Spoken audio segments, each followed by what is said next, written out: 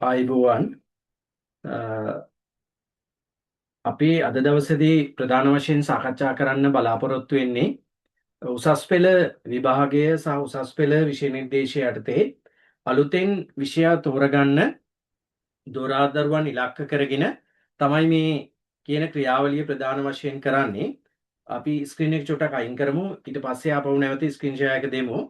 අ, ප්‍රධාන වශයෙන් අද දවසේදී අපි සාකච්ඡා කරන්න බලාපොරොත්තු වෙන්නේ උසස් පෙළට විෂයන් තෝරා ගනිද්දී හැමෝටම තියෙන ප්‍රශ්න කීපයක් මේ එක එක විෂය ධාරාවන් යටතේදී කොහොමද මේක කරන්න කියන කාරණේ තමයි ප්‍රධාන වශයෙන් අපි අවධානය යොමු කරන්න බලාපොරොත්තු වෙන්නේ. ඒ නිසා ප්‍රධාන අවධානයක් අපි දෙනවා මෙතනදී විශේෂයෙන්ම ගත්තොත් එහෙම උසස් පෙළදී අපි එක එක විෂය ධාරාවන් යටතේදී ප්‍රධාන විෂය ධාරාවන් 4ක් තියෙනවා. මේ විෂය ධාරාවන් 4 යටතේදී එක් එක් විෂය කොටස් වලදී කොහොමද මේ විෂයන් තෝරගන්නේ කියන කාරණේ පිළිබඳව තමයි ප්‍රධාන වශයෙන් අපි අවධානය යොමු කරන්නේ. ඒ අවධානය යොමු කිරීමත් එක්ක අපි මූලික වශයෙන් එක් එක් විෂය ධාරාවන් යටතේදී කලා වාණිජ කියන මේ විෂය ධාරාවන් ඊළඟට තාක්ෂණ සහ විද්‍යා කියන මේ එක් එක් විෂය ධාරාවන් යටතේදී කොහොමද අපි මේක තෝරගන්නේ කියන කාරණේ පිළිබඳව තමයි ප්‍රධාන වශයෙන් අපි එහෙමනම් අද දවසේදී දුවේ පුතේ මේ කාරණේදී අවධානය යොමු කරන්නේ. ඒ නිසා ඔයාලට පූර්ණ වශයෙන් අද දවසේදී අපි අවධානය යොමු කරනවා සහ පූර්ණ වශයෙන් අවබෝධයක් දෙන්නට උත්සාහ කරනවා මේ විෂය ධාරාවන් යටතේදී ඒ විෂය ධාරාවක් තෝරගන්නේ කොහොමද? ඒ විෂය ධාරාව යටතේදී කොහොමද අපි මේකට අවධානය යොමු කරන්නේ කියලා. ඒ කියන්නේ උසස් පෙළදී විෂය ධාරාවක් තෝරගනිද්දී ප්‍රධාන වශයෙන් අපි බලන කාරණයක් තමයි අපිට පහසු විෂය ධාරාවක් තෝරා ගැනීම ඊටාම වැදගත් වෙනවා. මොකද පහසු විෂය ධාරාවක් අපි තෝරගත්තොත් තමයි අපිට මේ කාරණේ වඩාත්ම පහසු වෙන්නේ. ඒ නිසා මේ පිළිබඳව අපි අවධානය යොමු කරන්න බලාපොරොත්තු වෙනවා. අපි පොඩ්ඩක් ස්ක්‍රීන් එක ෂෙයාර් වෙන එක පොඩ්ඩක් නතර කරමු. වීඩියෝ එක විතරක් මම හිතන්නේ ඔන්ලයින් ක්ලාස් එකේ ළමයින්ට දෙමු. ඊට පස්සේ ආපහු නැවත ෆිසිකල් සහ ඔන්ලයින් ඉන්න අයට අපි ප්‍රධාන වශයෙන් වීඩියෝ එකේ ස්ක්‍රීන් ෂෙයාර් එක දෙන්නම්. එතකොට ඔයාලට ඒක පිළිබඳවත් පොඩි අවබෝධයක් ලබා ගන්න පුළුවන් වෙනවා. එතකොට මේ විෂය ධාරාවන් යටතේදී අපි එක් එක් විෂය ධාරාවක් තෝරගනිද්දී ඔයාගේ කැමැත්ත තමයි ඊටාම වැදගත් වෙන්නේ විෂය ධාරාවක. එහෙනම් අපි ප්‍රධාන වශයෙන් විෂය ධාරා 4ක් තියෙනවා කිව්වා. ඒ තමයි කලා, වාණිජ, විද්‍යා සහ තාක්ෂණ කියන මෙන්න මේ ප්‍රධාන විෂය ධාරා 4. එන්නේ විෂය ධාරා 4 යටතේ එක විෂය ධාරාවක් තෝරගන්න. පුතේ කාගේවත් බලපෑමට නෙමෙයි අපි තෝරගන්නේ. අපි තෝරගන්නේ එතනදී ප්‍රධාන වශයෙන් අපිට තියෙන කැමැත්ත සහ ආශාව මත තමයි මේක තෝරා ගැනීම කරන්නේ. මම හිතන්නේ වඩේ කාරණේ පැහැදිලි ඇති. අපි ස්ක්‍රීන් එක ෂෙයාර් කරනවා දැන් ඔයාලට ඒ එක එක විෂය ධාරාවන් යටතේදී අපි අද දවසේදී ප්‍රධාන වශයෙන් සාකච්ඡා කරන්න බලාපොරොත්තු වෙන්නේ ප්‍රධාන වශයෙන් සාකච්ඡා කරන්න බලාපොරොත්තු වෙන්නේ කලා විෂය ධාරාව කියන කොටස තමයි අප අද දවසේදී සාකච්ඡා කරන්න තියෙන කලා අංශයේ විෂයන් තෝරගන්නේ කොහොමද කියන කාරණේ පිළිබඳව තමයි ප්‍රධාන වශයෙන් අපි අවධානය යොමු කිරීම කරන්නේ. මොකද කලාංශයෙන් විෂය ධාරාවන් යටතේදී තෝරා ගනිද්දී අපිට ගැටලුවක් තියෙනවා. මේකෙදී හර විෂයන් තෝරගන්න කියනවා. තව කාරණයක් කියනවා හර විෂයන් වලට අමතරව ලේසි විෂයන් තෝරගන්න කියලා තව කණ්ඩායමක් කියනවා. තවත් කට්ටිය ඔයාට කියාවි සමහර අවස්ථාවන් වලදී ලේසියෙන් කරන්න පුළුවන් ඉසඩ් එක වැඩිම විෂයන් හර විෂයන් තෝරගන්න කියලා තවත් කණ්ඩායමක් කියාවි. ඒ නිසා මෙන්න මේක පිළිබඳව ඔයා හොඳින් අවබෝධ කරගත්තොත් ඒ අවබෝධය වඩා වැදගත් වෙනවා. ඔයාගේ විෂය ධාරාවක් ඔයා තෝරාගෙන කලාංශයේ යටතේදී ඒ විෂයන් තෝරාගනිද්දී වැදගත් වෙනවා. ඒ නිසා මම අද දවසේදී ඔයාට පූර්ණ අවබෝධයක් ගොඩනගනවා මේ එක් එක් විෂයන් කොහොමද සිද්ධ කරන්නේ කියන කාරණේ පිළිබඳව. එතකොට පූර්ණ වශයෙන් එක් එක් විෂයන් කරද්දී ඒ විෂයට අදාළව කොහොමද ඔයා ස්කෝ එක ඉහළ අගයක් තෝරාගෙන විශ්වවිද්‍යාල වරම් හිමි කරගන්න කියන කාරණේ පිළිබඳව තමයි ප්‍රධාන වශයෙන් අපි අද දවසේදී සාකච්ඡා කරන්න බලාපොරොත්තු වෙන්නේ. ඒ නිසා අපි හැමෝටම සීනියක් තියෙනවා. අපේ අම්මට තාත්තට ඔයාට හැමෝටම සීනියක් තියෙනවා විශ්වවිද්‍යාලයේ යන්න ඕනි කියන කාරණේ. එතකොට විශ්වවිද්‍යාලයේ යන්න ඕනි හරි මාර්ගය තෝරගන්නේ කොහොමද කියන එක තමයි පූර්ණ වශයෙන් මේ වීඩියෝ එකේදී ඔයාට මම අද දවසේදී සාකච්ඡා කරන්න බලාපොරොත්තු වෙන්නේ. මෙතන ඉන්න අයටත් ඒ විදිහට තමයි අද දවසේදී ඔයාට ඒ අවබෝධය දෙන්නට අපි උත්සාහ කරන්නේ. අපි මෙතනින් ඉස්සරහට යනවා. ඊළඟට අපි ෂෙයා කරනවා ඒ යටතේදී අපි මම ප්‍රධාන වශයෙන් ඔයාලට කිව්වා මම කතා කරන්නේ sannivedanaya හා මාධ්‍ය අධ්‍යයනය මීඩියා කියන විෂය පිළිබඳව තමයි අද දවසේදී අපි සාකච්ඡා කරන්න බලාපොරොත්තු වෙන්නේ. එතකොට මීඩියා විෂය sannivedanaya හා මාධ්‍ය අධ්‍යයනය කියන විෂය. එතකොට බලන්න මේ චුට්ටක් බලන්න මේ ස්ක්‍රීන් එක ෂෙයා වෙන ගමන් වීඩියෝ එක මගේ වීඩියෝ එකත් පේනවද කියන එකත් චුට්ටක් බලන්න ඒකත් එක්කම. එතකොට උසස් පෙළ මම ඔයාලට කිව්වා විෂය ධාරා හතරක් තියෙනවා. ඒ තමයි කලා, වාණිජ, විද්‍යා සහ තාක්ෂණ වේදේ කියලා විෂය කාණ්ඩ හතරක් ප්‍රධාන වශයෙන් අපිට අඳුන ගන්න පුළුවන් වෙනවා. මේකෙන් අපි ඔයාලට මම කිව්වා අද දවසේදී අපි සාකච්ඡා කරන්නේ කලා විෂය ධාරාව කොහොමද කියන කාරණේ. කලා විෂය ධාරාව කොහොමද කියන කාරණේ තමයි අද දවසේදී අපි සාකච්ඡා කරන්න බලාපොරොත්තු වෙන්නේ. එතකොට අපි එතන ඉස්සරහට යනවා. එතකොට කලා විෂය ධාරාව යටතේදී සාකච්ඡා කරනකොට මේකේ තව කොටසකට බෙදීමකට ලක් වෙන අර ප්‍රධාන විෂය ධාරා හතර යටතේ තවත් විෂය අනුකාණ්ඩ කීපයකට බෙදෙනවා. ඒ තමයි කලා, වාණිජ, ජෛව විද්‍යා ධාරාව, භෞතික විද්‍යා ධාරාව, ජෛව පද්ධති සහ ඉංජිනේරු තාක්ෂණය කියලා තවත් කොටස් 6 මේ අර හතරම තව කොටස් දෙකකට බෙදීමකට ලක් වෙනවා. විශේෂයෙන් විද්‍යා සහ තාක්ෂණ වේදේ කියන එක තමයි එතනදී බෙදීම වලට ලක් වෙන්නේ. කලා සහ වාණිජ කියන එකට අමතරව ඒ කියන්නේ අර හතර යටතේදී කතා කරපු විද්‍යා සහ තාක්ෂණ වේදිය නැත්නම් අපි කියනවා ටෙක් කියලා. මෙන්න මේක නැවත කොටස් කීපයකට බෙදෙනවා. අන්න ඒක තමයි ඔකේ හයක් ඔයාට ඔය ස්ක්‍රීන් එකේ පේන නිසා මේ ක්ලාස් එකේ ඉන්න අයටත් පේන්නේ ඉන්නේ හය තමයි දැන්.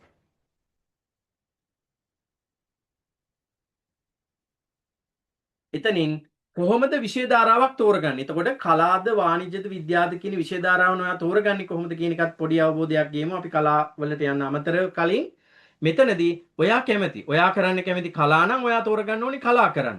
ඔයා නැටුම් සංගීත කියන විෂය ධාරාවන් ඔයා කලා විෂය ධාරාවක් තමයි තෝරන්නේ. ඔයා කැමති වාණිජ්‍ය නම් ඔයා කැමති කළමනාකරුවෙක් වෙන්න නම් ඔයා කැමති වාණිජ්‍ය අංශයෙන් ගිහිලා බැංකුවක හෝ එහෙම නැත්නම් වෙනත් තැනක මැනේජ්මන්ට් එකට යන්න නම් ඒත් ඔයා කරන්න ඕනි වාණිජ්‍ය විෂය ධාරාව. හැබැයි මතක තියාගන්න කලා විෂය ධාරාව යටතේ ඉන්න කෙනෙකුට වුණත් මැනේජ්මන්ට් උපාධියක් ගන්න හැකියාව තියෙනවා. මම ඉස්සරහදී ඔයාට ඒ පිළිබඳව දැනුමත් කිරීමක් කරන්න. එතකොට අපි කලා විෂය ධාරාව යටතේ එතනින් ඉස්සරහට සාකච්ඡා කිරීම කරගෙන යනවා. ස්ක්‍රීන් එකේ ඔයාලට දැන් පේනවා ඇති සහ මෙතන ඉන්න අයටත් පේනවා ඇති කලා විෂය ධාරාව යටතේදී විෂය කාණ්ඩ බෙදෙන්නේ කොහොමද කියලා. අන්න එතන විෂය කාණ්ඩ හතරක් බෙදෙනවා. සමාජීය විද්‍යා විෂය කාණ්ඩය ඒක හඳුන්වනවා තව නමකින් විවහාරික සමාජ අධ්‍යයන විෂයන් කියලා. ඊළඟට ආගම හා ශිෂ්ටාචාර විෂයන්, සෞන්දර්ය විෂයන් සහ භාෂා විෂයන් කියලා. ඔතන පළවෙනියටම කිව්ව. සමාජ විද්‍යා විෂය සමාජ විද්‍යා සහ විවහාරික අධ්‍යයන විද්‍යා විෂයන් කියන එකේදී පුතේ මතක තියාගන්න අර ඔයාට මීට කලින් මං කිව්වා හර විෂයන් කියලා තෝරගන්න කියනවා කියලා කිව්වා. ඉසඩගේ වැඩිම විෂයන් තෝරගන්න කියනවා කියලා කිව්වා.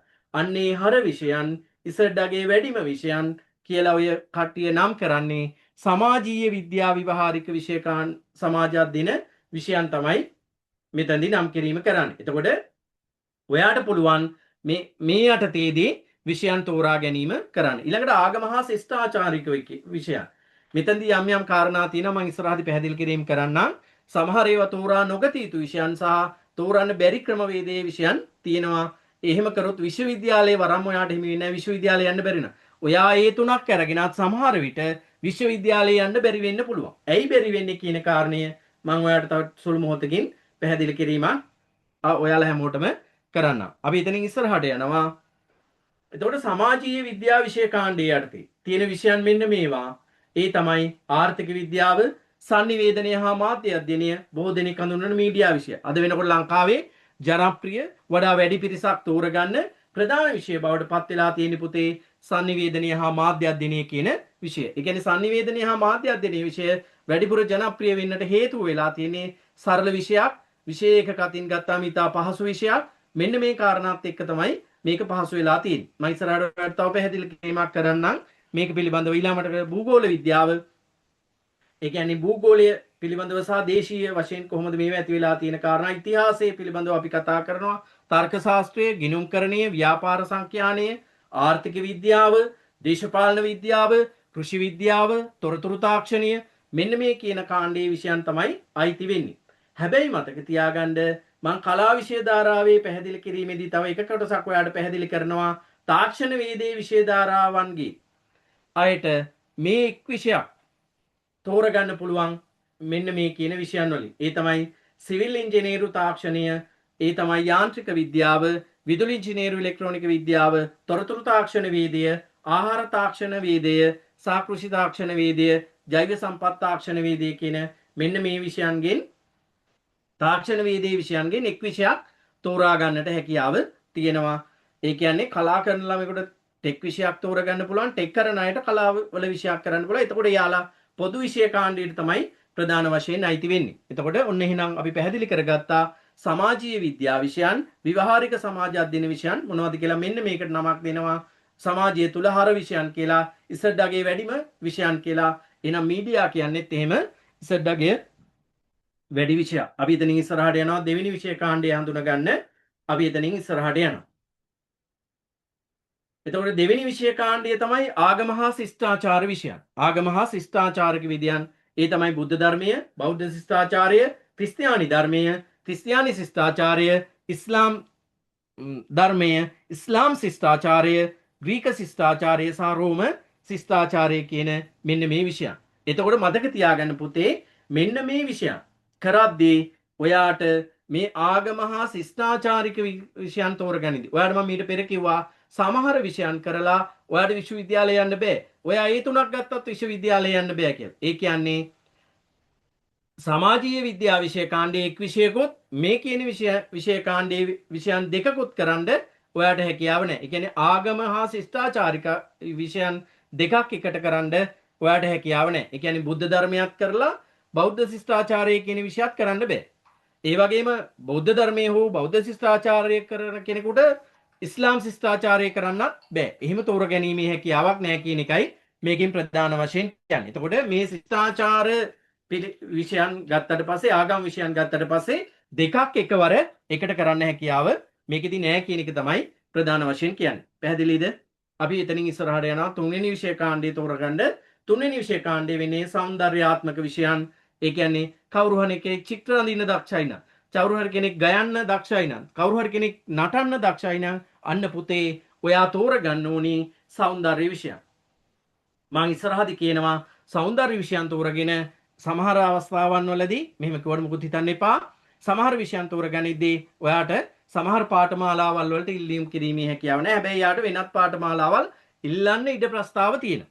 හරිද? ඉල්ලන්න ඉඩ ප්‍රස්තාව තියෙනවා. ඒ නිසා ප්‍රධාන වශයෙන් ඔයා අවබෝධය සහ අවධානයෙන් මේක මින් ඉස්සරහට සවන් දෙන්නේ. මේ බැරි වෙන්නේ මොනවද කියන කාරණේ මම ඔයාලට තව ටිකකින් පැහැදිලි කරනවා. එහෙනම් සෞන්දර්යාත්මක විෂයන් වෙන්නේ චිත්‍රකලාව, නර්තනය, දේශීය සහ භාරත කියලා බෙදෙනවා. සංගීතය පෙරදිග බටහිර කර්ණාටක කියලා බෙදෙනවා. නාට්‍ය හා රංග කලාව. එහෙනම් නටන්න ගයන්න පුළුවන් කෙනෙකුට අන්න නාට්‍ය හා රංග කලාව කරන්න පුළුවන්. එතකොට ඔයා තමයි ඔයාගේ දක්ෂතාවය අඳුර ගන්න ඕනේ. ඒ දක්ෂතාවය අඳුරගෙන ඒකට අනුව තමයි ඔයා විෂයන් තෝරන්න ඕනේ. ඔයා ඒ විෂයන් තෝරගෙන අන්න පුරා අවුරුදු දෙකක් පුරාවට ඔයාට කැප වෙන්න පුළුවන් මේ විෂයන් තෝරා ගන්න. අපි එතනින් ඉස්සරහට යනවා. දැන් හතරවෙනි විෂය කාණ්ඩය හඳුනා ගන්න. අන්න හතරවෙනි විෂය කාණ්ඩයේ යටතේදී තියෙන්නේ භාෂා විෂයන්. ඒ තමයි සිංහල, දෙමළ සහ ඉංග්‍රීසි කියන භාෂා විෂයන් තියෙනවා. හරිද? මෙතන පොඩි අත්හැරදීමකින් ක්‍රිස්තියානි ධර්ම ශිෂ්ටාචාරය කියලාත් උතන සඳහන් වෙනවා. එතන අයිති වෙන්නේ මතක තියාගන්න සිංහල, දෙමළ සහ ඉංග්‍රීසි කියන විෂයන් විතරයි භාෂා විෂයන් වලට ප්‍රධාන වශයෙන් අයිති වෙන්නේ. එතකොට භාෂා විෂයන් විදිහට ප්‍රධාන වශයෙන් ගන්නේ ඔන්න ඔය හතර විතරයි.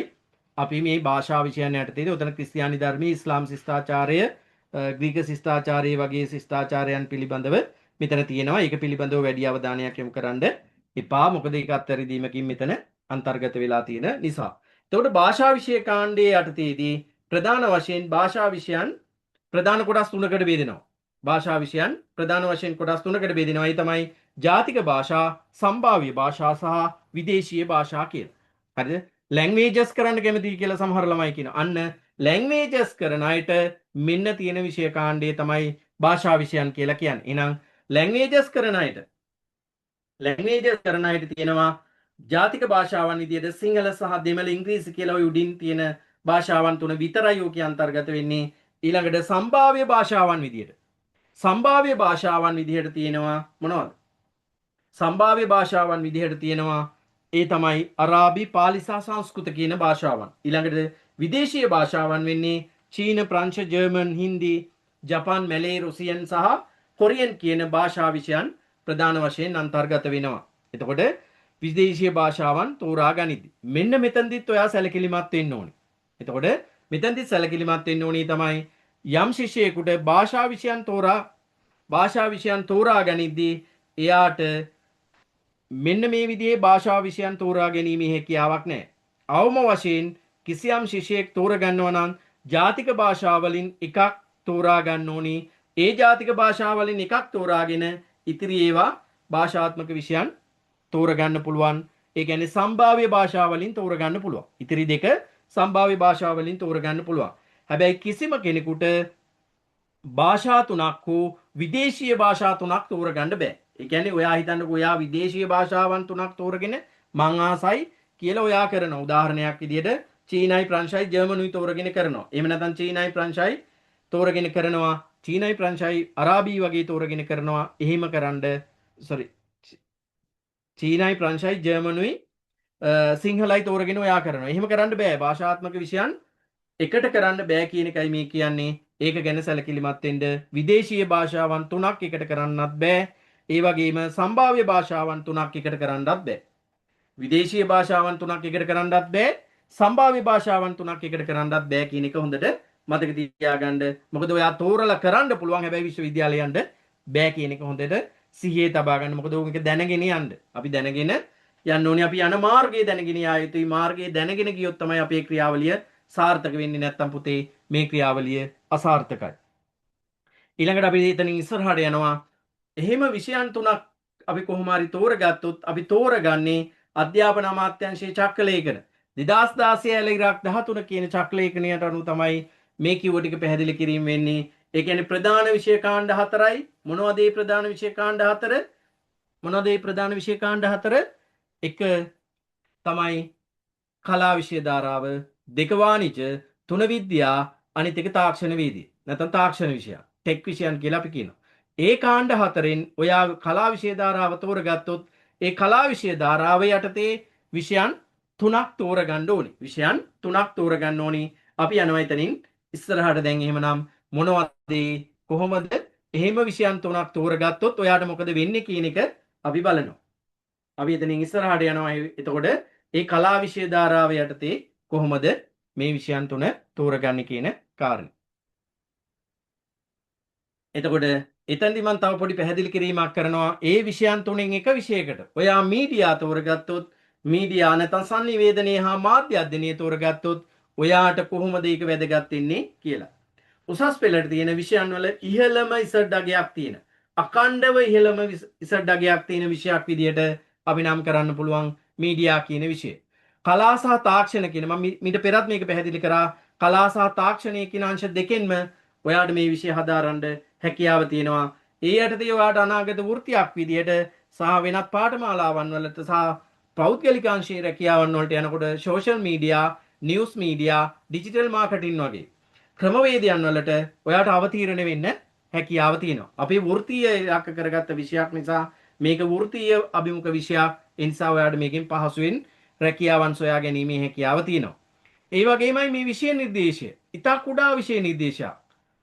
එදිනෙදා ජන ජීවිතය තුළ අපි අහුම්කම් දෙන, අපි කතා බහ කරන, අපි නරඹන, අපි බලන මේවා බලලා තමයි මේකේ උත්තර ලියන්නේ. රූපවාහිනිය, ගුවන්විදුලිය, පුවත්පත, සිනමාව, නවමාධ්‍ය, ඒ කියන්නේ ජංගම දුරකථනය සහ අන්තර්ජාලය මේවා පරිහරණය කරගෙන තමයි ඔයාට පිළිතුරු ගොඩනගා ගන්න තියෙන්නේ. ඒ නිසා මේක ඉතා පහසුවෙන් ඔයාට මේ කාර්යය කරන්න පුළුවන්. ඒ වගේම නව විශේෂ ශ්‍රේෂ්ඨ අධ්‍යයනයේ අවස්ථා හිමි වෙනවා. ඒ කියන්නේ වෙනත් විශේෂ ශ්‍රේෂ්ඨ වලට යන්න අවතීර්ණ වෙන්න අවස්ථාවන් හම්බ වෙනවා. මොකද හැම විශේෂ ශ්‍රේෂ්ඨයකටම පුතේ sannivedanaya කියන එක ඕනි. අද ලෝකේ දේශීය සහ විදේශීය වශයෙන් සාකච්ඡා කරනවා sannivedanaya කොයිතරම් වැදගත් වෙනවද කියන කාරණේ. ඒ නිසා ඔයාට ඒක වැදගත් වෙනවා. ඊළඟට වෘත්තීය විෂය ධාරාව.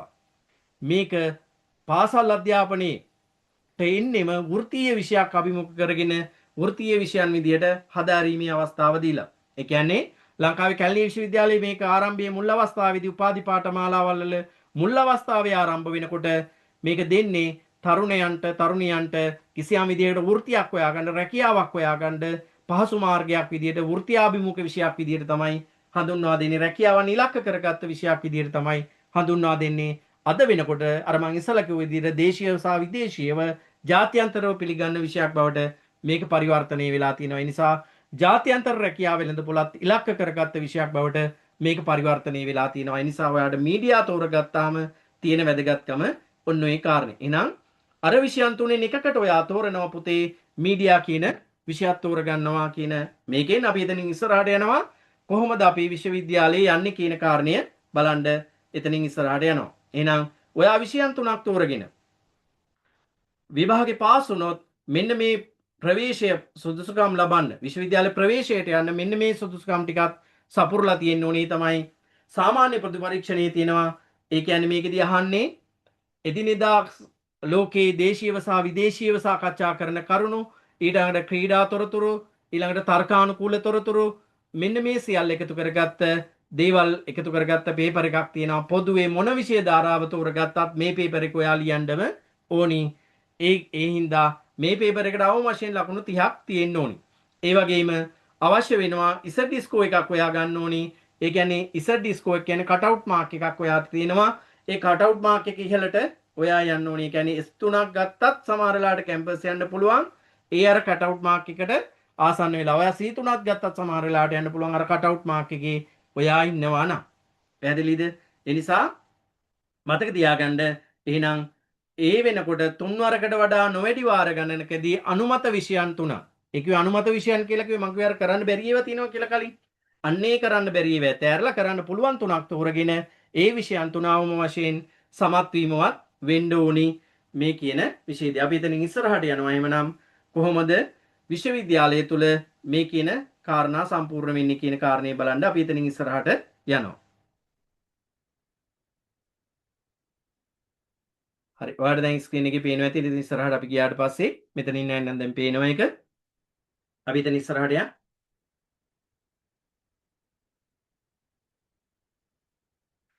එතකොට ලංකාවේ තියෙන විශ්වවිද්‍යාල එහෙම පාඨමාලාවන් තෝරගන්න ඔයාට යන්න තියෙන විශ්වවිද්‍යාල අර විදියට අර කියව පූර්ණ සුසුකම් ලැබුවට පස්සේ එතනින් ඉස්සරහට යන්න තියෙන මේ දේවල් මොනවද කියලා බලනවා. විශ්වවිද්‍යාල මෙන්න මේවා. ලංකාවේ සහ ලෝකයේ ජනප්‍රිය විශ්වවිද්‍යාලයක් තමයි කොළඹ විශ්වවිද්‍යාලය, කැලණි විශ්වවිද්‍යාලය, පේරාදෙණිය විශ්වවිද්‍යාලය, ජයවර්ධනපුර විශ්වවිද්‍යාලය, මොරටුව විශ්වවිද්‍යාලය, යාපනයේ විශ්වවිද්‍යාලය, රුහුණු විශ්වවිද්‍යාලය, නැගෙනහිර විශ්වවිද්‍යාලය, ශ්‍රී ලංකා අග්නිදිග විශ්වවිද්‍යාලය කියන මෙන්න මේ විශ්වවිද්‍යාල ලංකාවේ ජනප්‍රිය විශ්වවිද්‍යාල බවට පරිවර්තනය වෙලා තියෙනවා. තවත් තියෙනවා මීට අමතරව විශ්වවිද්‍යාල. අපි එතනින් ඉස්සරහට යනවා ඉතිරි විශ්වවිද්‍යාල ටික බලන්න. අපි එතනින් ඉස්සරහට යනවා ඉතිරි විශ්වවිද්‍යාල ටික බලන්න. ඒ තමයි අනිත් විශ්වවිද්‍යාල රජරට විශ්වවිද්‍යාලය, සබරගමු විශ්වවිද්‍යාලය, වයඹ විශ්වවිද්‍යාලය, ඌවවෙල්ලස්ස විශ්වවිද්‍යාලය, සෞන්දර්ය විශ්වවිද්‍යාලය, ශ්‍රීපාලි විශ්වවිද්‍යාලය, මේ කොළඹ විශ්වවිද්‍යාලයට අනුබද්ධිතව තියෙන්නේ ශ්‍රීපාලි විශ්වවිද්‍යාලය, වවුනියා විශ්වවිද්‍යාලය, ත්‍රිකෝණාමල මණ්ඩපය, ඒ කියන්නේ නැගෙනහිර විශ්වවිද්‍යාලය යටතේදී තියෙන්නේ. තවත් විශ්වවිද්‍යාල සහ ආයතන තියෙනවා. අන්නේ විශ්වවිද්‍යාලවලට ඔයාට යන්නට හැකියාව තියෙනවා කියන එකයි මේකෙන් ඔයාට පැහැදිලි කරන්න උත්සාහ කරන්නේ. කියන්නේ මෙන්න මේ විශ්වවිද්‍යාලවලට ඔයාට ප්‍රවිෂ්ඨ වෙන්න හැකියාව තියෙනවා. උසස් පෙළ සමත් වුණාට පස්සේ අපි එතනින් ඉස්සරහට යනවා. විශ්වවිද්‍යාලයට ගියාට පස්සේ මොන වගේ පාඨමාලාවල් වලටද ඔයා මේ උසස් පෙළ විෂයන් තෝරගත්තට පස්සේ පහසුවෙන් යන්න පුළුවන් වෙන්නේ. කලා විෂය ධාරාව යටතේ වැඩි දෙනෙක්ගේ අරමුණ සහ පරමාර්ථය තමයි නීති විද්‍යාලයට යන්න. නීති විද්‍යාලයට යන්න නම් ඔයා දිස්ත්‍රික් රෑන්ක් එක මුල් 10 අතරට අවම වශයෙන්වත් පැමිණිය යුතුයි. අන්න මුල් රෑන්ක් වලට ඔයා ඉන්න නම් අර මං කිව්ව විෂයන් වලින් ඔයා තෝරගන්නවා මීඩියා විෂය. ඊට අමතරව තවත් හර විෂයන් ඔයා තෝරගන්නවා අර සමාජීය විද්‍යා විෂය කාණ්ඩයෙන් හරි අනිත් විෂයන් හරි තෝරගෙන නීති විද්‍යාලයට යන්න පුළුවන්. හැබැයි පුතේ නීති විද්‍යාලයට යනකොට මගේ සහෝදර ගුරුවරු මේකට තරහ වෙන එකක් නෑ. නීති විද්‍යාලයට යනකොට සමහර විෂයන් තියෙන ඔයාට නීති විද්‍යාලයට යන්න බෑ. හැබැයි නීති විද්‍යාලයට යන්න බැරි වුණාට වෙනත් පාඨමාලාවල් වලට ඔයාට ඉල්ලුම් කරන්න පුළුවන්. සෞන්දර්ය විෂයන් කරලා ඔයාට නීති විද්‍යාලයට යන්න බෑ. සෞන්දර්ය විෂයන් කරලා ඔයාට නීති විද්‍යාලයට යන්න බෑ. එහෙම නැත්නම් අපි කියනවා ප්‍රැක්ටිකල් ප්‍රායෝගික විෂයන් ප්‍රායෝගික පරීක්ෂණ වලට මුහුණ දෙන විෂයන් කරලා ඔයාට නීති විද්‍යාලයට යන්න බෑ. මම මෙතන අන්තර්ගත කරලා තියෙන්නේ. වැඩිපුර පාඨමාලාවල් තෝරන්න කියලා අන්තර්ගත කරලා තියෙන්නේ පුතේ. ප්‍රධාන වශයෙන් ගත්තොත් එහෙම වැඩිපුරම කියලා තියෙන්නේ sannivedanaye නැත්නම් මීඩියා තෝරගත්තට පස්සේ ඔයාට යන්න පුළුවන් කොයි පාරෙන්ද කියන කාරණේ තමයි වැඩිපුර ඔය කියන ස්ක්‍රීන් එකේ සහ ඔයාට මේ කේ දකින්න දැන් හම්බ වෙන්නේ මෙතන ඉන්න අයටයි සහ ඔන්ලයින් ක්ලාස් එකේ අයටයි දෙගොල්ලටම දකින්න හම්බ වෙන්නේ. ඒ තමයි ප්‍රාථමික අධ්‍යාපන නීති විද්‍යාලයට යනවා. නීති විද්‍යාලයට යන එකේ ප්‍රධාන පාර්ශව ක්‍රම දෙකකට යන්න පුළුවන්. එකක් උසස් පෙළ සමත් වෙලා අර විදියට මුල් ඩිස්ට්‍රික්ට් රෑන්ක් වලට ආවට පස්සේ යන්න පුළුවන්. එහෙම නැත්නම් තව යන්න පුළුවන් ක්‍රමයක් තියෙනවා. ඒ තමයි එක්ස්ටර්නල් නැත්නම් බාහිරව විභාගෙ ලියලා එන්ට්‍රන්ස් එක්සෑම් එකක් තියෙනවා. අපි ඒකට කියනවා ලෝ එන්ට්‍රන්ස් එක්සෑම් කියලා. ඒ එක්සෑම් එක ලියලා ඕනි නම් ඔයාට යන්න පුළුවන්. ඔන්න ඒ ක්‍රම දෙකට තමයි ලංකාවේ ලෝය කෙනෙක් වෙනවා නම් වෙන්න පුළුවන්. ඒ කියන්නේ උසාවියකම වැඩ කරන්න ඕනේ රජයේ ලෝය කෙනෙක් විදිහට ඉන්නත් පුළුවන්. එහෙම නැත්නම් සමාගමක ලෝය නීති උපදේශක කෙනෙක් විදිහට උනත් ඔයාට ඉන්න පුළුවන්. ඒක තමන් කැමති විදිහට තෝරගන්න පුළුවන් මේ කියන විදිහට නීති විද්‍යාලයට ගියාට පස්සේ. එතනින් පස්සේ මේ නීති විද්‍යාලයට යනකොට ප්‍රධාන වෙන්නේ කොළඹ විශ්වවිද්‍යාලය තමයි ප්‍රධාන වෙන්නේ. ඒ වගේම ප්‍රාථමික අධ්‍යාපනයේ ඒ කියන්නේ ගුරු සේවයේ ටීචින් වලට එන්න කැමති අය ඉන්නවා නම් අපි හැමෝම දැනගෙන හිටියේ මෙතෙක් දවස් එක ක්‍රමයක් තමයි විද්‍යාපීඨ කියන්නේ. මෙන්න මේ විද්‍යාපීඨ වලට අමතරව ඉන්න පුළුවන් ගුරු ශේෂ්ත්‍රයට නැත්නම් ටීචින් කරන්න ඉන්න පුළුවන් මෙන්න මේ කියන උපාධිය අරගෙන. ඒ කියන්නේ එයාලව පුහුණු කරන්නෙම පාසල් වල ඉගැන්වීම් කටයුතු සඳහා. ඒ නිසා එක්සෑම් එකක් මොකුත් නැහැ. අදාළ පළාත් සභාවෙන් ප්‍රකාශයට පත් කරනවා මෙන්න මේ කට්ටිය තමයි මේ පළාතට අදාළව ඉන්නේ. ඒ ප්‍රකාශයට පත් කරපුවම අදාළ පළාත් සභාවේ යාට පත්වීම් දෙනවා. පළාත් සභාවේ අධ්‍යාපන අමාත්‍යාංශයෙන් පත්වීම් දෙනවා. මෙන්න මේ අයට මෙන්න මේ අහවල් දවසේ ඇවිල්ලා පත්වීම බාර ගන්න කියන කාරණේ දැනුම් දෙනවා. එතකොට එයාලව කිසියම් පරීක්ෂණයකට ලක් කරනවා. ලක් කළා අදාළ පත්වීම යාට ලබා දෙනවා. එතකොට ලේසියෙන් යන්න පුළුවන්. පාරක් වැඩි දෙනෙක් තෝරගන්නේ නැති පාරක්. හැබැයි මතක තියාගන්න මේකට ඉහළ ඉස්සඩ අගයක් තියෙනවා. අන්න ඉහළ ඉස්සඩ අගයක් ගන්න ඕනේ විෂයන් ඔයා තෝරගන්න ඕනි මේ තැන්වලදී. ඒකට සාමාන්‍ය කලා උපාධි පාඨමාලාවල් වලට ඔයාට ඉල්ලුම් කරන්න පුළුවන් sannivedanaya තෝරගෙන ඒකෙන් හොඳට රිසල්ට් එකක් දැම්මට පස්සේ. ඊළඟට කැලණි විශ්වවිද්‍යාලයේ තියෙනවා සාමය හා ගැටුම් නිරාකරණය, ඊළඟට සිනමාකරණය සහ ජනමාධ්‍ය අධ්‍යාපනය කියන මෙන්න මේ පාඨමාලාවල් ඔයාට ඒවට ඉල්ලුම් කරන්න පුළුවන්. මේ ජනමාධ්‍ය අධ්‍යාපනය සහ sannivedana අධ්‍යයනය කියන දෙක කැලණි විශ්වවිද්‍යාලයට අදාළව අමතරව මීට අමතරව තියෙනවා කොළඹ විශ්වවිද්‍යාලය තුලත් ශ්‍රීපාලි මණ්ඩපය තුලත් නැගෙනහිර විශ්වවිද්‍යාලය තුල ත්‍රිකුණාපොළ මණ්ඩපයේ මේ කියන අධ්‍යයනයන් පාඨමාලාවල් ඔයාට කරන්න පුළුවන්. ඊළඟට විලාසිතා හා ගෘහ නිර්මාණකරණය තදාළ පාඨමාලාවල් ඔයාට තෝරන්න පුළුවන්. ඊළඟට තොරතුරු තාක්ෂණ උපාධියක් ඔයාට ගන්න පුළුවන්. ඒ කියන්නේ BSc ඩිග්‍රියක් ගන්න පුළුවන්. ඒ කියන්නේ ආර්ට් කරලා ඕනි නම් ඔයාට පුළුවන් ඕනි නම්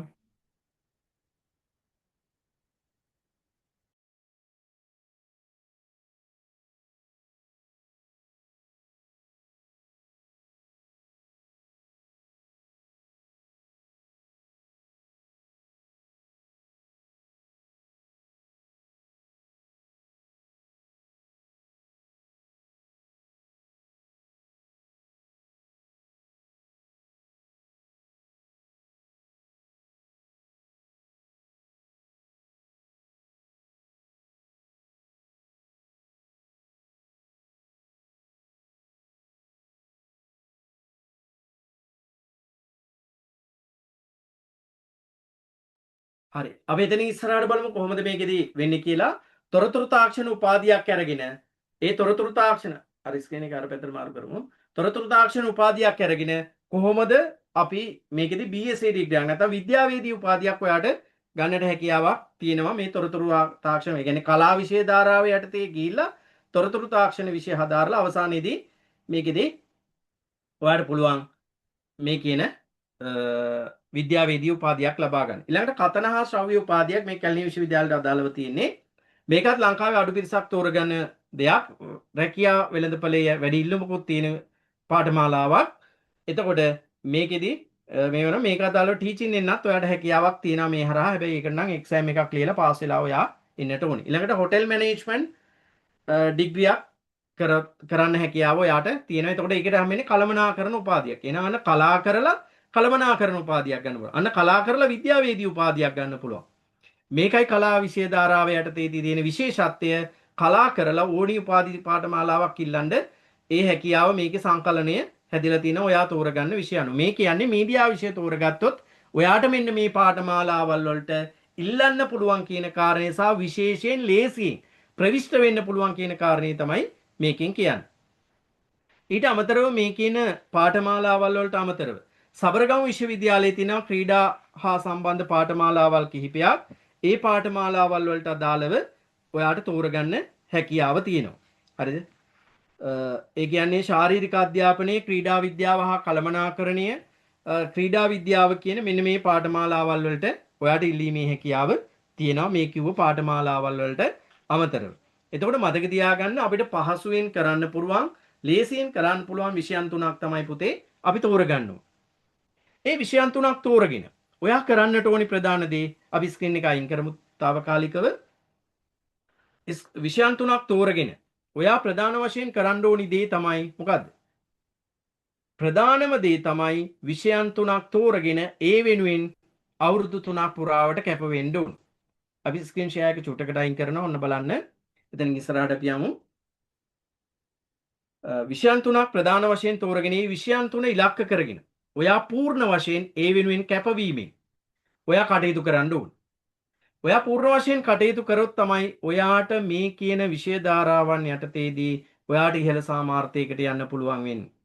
නිසා ඔයා මොන විෂය ධාරාව තෝරගත්තත් ඔයා මේ අවුරුදු දෙක පුරාවට ඒ විෂයන් තුන වෙනුවෙන් කැපවීමක් කරන්න ඕනි.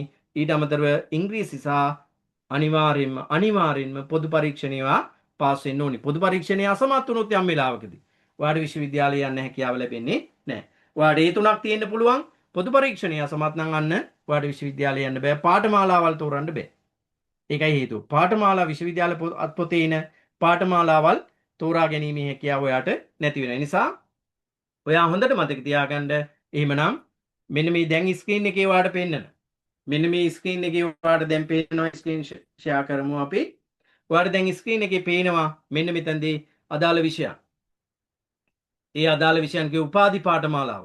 අන්නේ උපාධි පාඨමාලාවල් තෝරගන්න අපි කැපවීමෙන් වැඩ කරන්න ඕනි මේ අවුරුදු දෙක පුරාවට. එහෙම වුණොත් තමයි අපේ ගමන සාර්ථක වෙන්නේ. අපි එතනින් ඉස්සරහට යනවා. ස්ක්‍රීන් එකේ ෂෙයා කරමු. අපි එතනින් ඉස්සරහට යනවා මේ කියන කාරණා පිළිබඳව. එතකොට මෙන්න මෙතෙන්දී ප්‍රධාන වශයෙන් ගත්තොත් එහෙම ඔයාට ඔය තිරේ දිස් වෙන අදාළ ෆිසිකල් සහ ඔන්ලයින් පන්ති වලට මගේ සම්බන්ධ වෙන්න පුළුවන්. ඒ සම්බන්ධ වෙන්න පුළුවන් විශේෂයෙන් බලංගොඩ මයික්‍රෝ ආයතනයේ ෆිසිකල් දේශන තියෙනවා. ඒ කියන්නේ හෝල් ක්ලාසස් තියෙනවා. ජයබීම මාතර ආයතනයේ තියෙනවා. මෙන්ටෝ පැල්මඩුල්ල කියන ආයතනයේ සහ ඊළඟට හැමෝටම ඕනි කෙනෙකුට ෆිසිකල් එන්න බැරි ඕනි කෙනෙකුට ඔන්ලයින් ක්ලාස් වලට සම්බන්ධ වෙන්න පුළුවන්.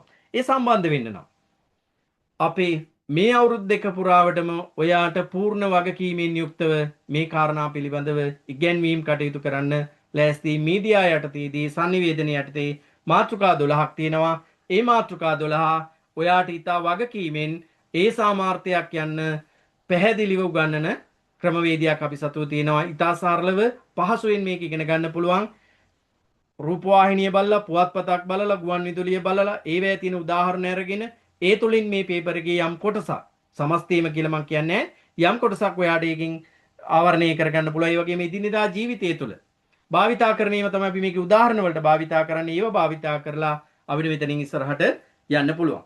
මේ වාඩ තිරේ දිස් වෙන නම්බර එකට මෙසේජ් එකක් දාන්න, WhatsApp මෙසේජ් එකක් දාන්න.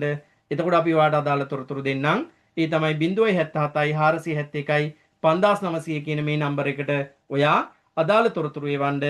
ඔයාට ඕනි ක්ලාස් එක කියලා ඒකට අදාළව ඔයාට එතකොට අදාළ දේශන වලට සම්බන්ධ කරන්න අපේ ටීම් එකේ අය ලෑස්තිලා ඉන්නවා. ඒ කියන්නේ ඔන්ලයින් ක්ලාස් වලට නම් ඔන්ලයින් ක්ලාස් කියලා එවන්න, ෆිසිකල් ක්ලාස් සම්බන්ධ වෙන්න ඕනේ නම් ෆිසිකල් ක්ලාස් වලට කියලා මෙසේජ් එකක් එවන්න 077යි 471යි 59යි 02 කියන නම්බර එකට WhatsApp මෙසේජ් එකක් එවන්න. එතකොට අපේ ටීම් එකේ අය ඔයාට උදව් කරાવી මගේ දේශනාව සම්බන්ධ වෙන්න. එහෙනම් මෙතන ඉන්න අයටත් මේකේ ඔන්ලයින් දේශනයේ සම්බන්ධ වෙන සියලු දෙනාටම සුබ දවසක්. අපි නැවතත් දවසක එහෙමනම් මෙවැනි තවත් පැහැදිලි කිරීමක් කරගන්න නැවත හම්බෙමු. සියලු දෙනාටම ජය වේවා.